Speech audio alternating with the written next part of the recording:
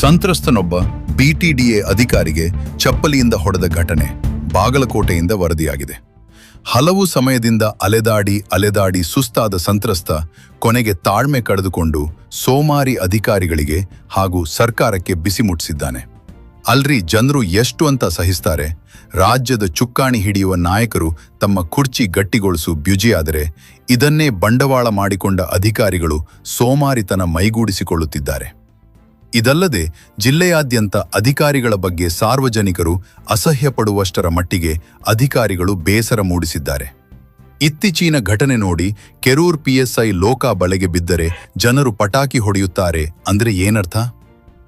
ಸರ್ಕಾರ ಹಾಗೂ ಜಿಲ್ಲಾಧಿಕಾರಿಗಳು ಬಾಗಲಕೋಟೆಯತ್ತ ಸ್ವಲ್ಪ ವಿಶೇಷ ಗಮನ ಹರಿಸಬೇಕೆಂದು ಜನರು ಒತ್ತಾಯಿಸುತ್ತಿದ್ದಾರೆ. ಬಾಗಲಕೋಟೆಯಿಂದ ವರದಿ ಅಬ್ದುಲ್ ರಜಾಕ್ ಟಪಾಲ್.